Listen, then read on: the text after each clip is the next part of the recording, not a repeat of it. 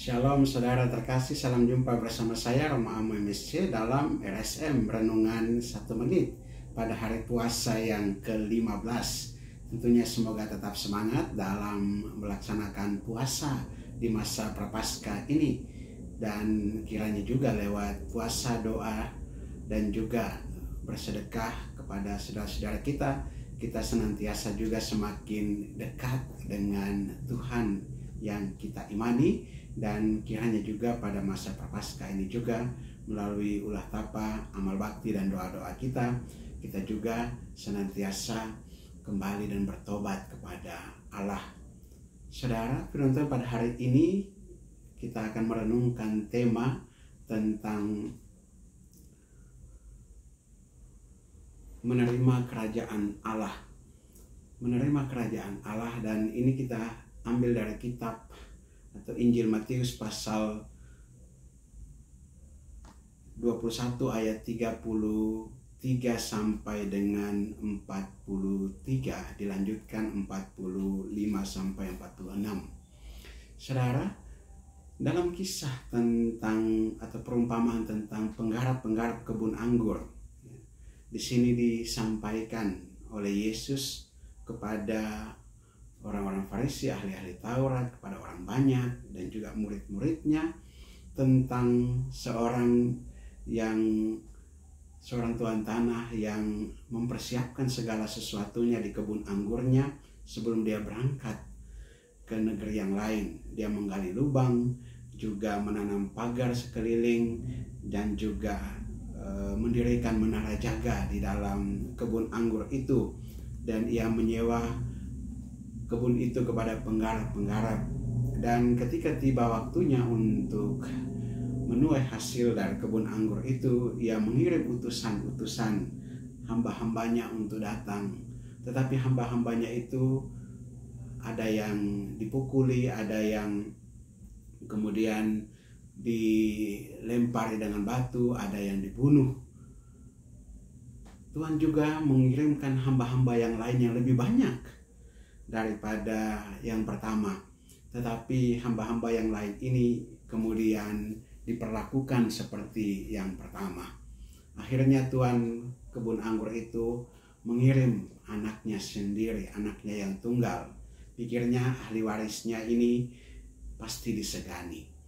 Tetapi ketika penggarap-penggarap itu melihat bahwa yang datang itu adalah anaknya yang tunggal, ahli warisnya, maka mereka bersepakat untuk membunuh anaknya itu dan warisannya dapat mereka ambil. Dan ketika Tuhan itu datang dan melihat, dan ia kemudian akan membinasakan penggarap-penggarap itu, dan dia akan menyerahkan kebun anggurnya kepada penggarap-penggarap yang lain. Saudara, apa yang diumpamakan oleh Yesus dengan perumpamaan penggarap-penggarap di kebun anggur ini menggambarkan penolakan akan anak Allah. Penolakan akan anak Allah yang dilakukan oleh orang-orang Farisi dan ahli-ahli Taurat. Dan ini menggambarkan juga bagaimana penderitaan Yesus, bahwa Yesus akan ditolak oleh bangsanya sendiri. Yesus akan menghadapi satu peristiwa yang sama sekali tidak dikehendaki oleh bangsanya sendiri. Dan inilah resiko, inilah konsekuensi dari tugas perutusannya. Sebagai anak tunggal Bapa, dia datang untuk menawarkan keselamatan, menawarkan kerajaan Allah. Tetapi orang-orang yang dituju tidak menerimanya. Karena itu kerajaan Allah akan diserahkan kepada bangsa-bangsa lain. Dan hal ini juga menggambarkan bahwa keselamatan yang ditawarkan pertama-tama kepada orang-orang Yahudi, namun orang-orang Israel, namun mereka telah menolak Mesias dan kerajaannya. Oleh karena itu kerajaan dan kuasanya ini diserahkan kepada bangsa-bangsa lain maupun orang-orang Yahudi yang percaya. Dan kita lihat bahwa peristiwa penolakan semacam ini terjadi di mana saja. Ketika orang menawarkan Injil Kerajaan Allah, mewartakan Injil Kerajaan Allah, ada yang menerima, ada yang menolak. Maka pada kesempatan ini dan terutama di masa Prapaskah ini, kesempatan bagi kita untuk memurnikan hati kita dalam menerima kerajaan Allah. Semoga kita sekalipun di tengah-tengah kesulitan dan penderitaan, senantiasa mengarahkan hati kita untuk menerima Yesus dan kerajaannya. Dan kita tidak menolak Dia, apalagi kita kemudian menyingkirkan Yesus dari hati kita. Semoga kita tetap teguh di dalam iman, pengharapan dan kasih kita kepada Allah. Dan semoga juga kita senantiasa lewat doa-doa, pantang, puasa, dan juga lewat sedekah, amal kasih kita kepada saudara-saudara kita, kita senantiasa dekat dengan kerajaan Allah, menerima Yesus dalam hati kita, dan senantiasa bersuka cita karenanya, meskipun kadang-kadang kita juga mengalami kesulitan dan penderitaan, sakit penyakit, maupun tekanan-tekanan dalam kehidupan kita. Kiranya Tuhan menguatkan kita. Marilah kita berdoa. Allah Bapa kekal dan kuasa, kami mengucap syukur dan berterima kasih kepadamu. Engkau senantiasa memperhatikan kami dan menawarkan kerajaan-Mu kepada kami untuk kami terima dan kami imani.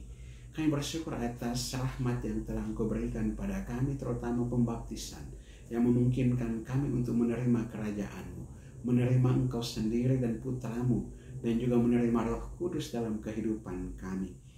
Kami mohon kepadamu Bapa, semoga dalam masa Prapaskah ini dan kedepannya kami senantiasa dekat dengan Dikau, senantiasa membuka hati kami bagi kerajaan-Mu, bagi pewartaan Injil dan juga pertobatan. Semoga kami dari hari ke hari senantiasa Engkau perbaharui, dan kuatkanlah kami di tengah kesulitan, penderitaan, sakit penyakit, dan juga di tengah tekanan-tekanan hidup kami.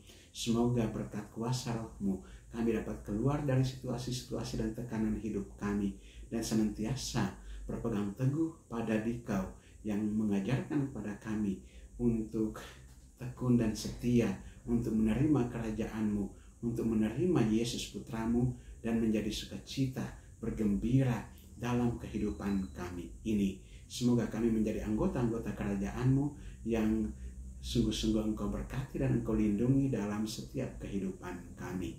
Demi Yesus Kristus Putra-Mu Tuhan dan pengantara kami yang hidup dan berkuasa bersama Dikau dalam persatuan yang Roh Kudus Allah sepanjang segala masa. Amin. Berkat Allah yang Maha Kuasa turun dan tinggal atas saudara sekalian, Bapa dan Putra dan Roh Kudus. Amin.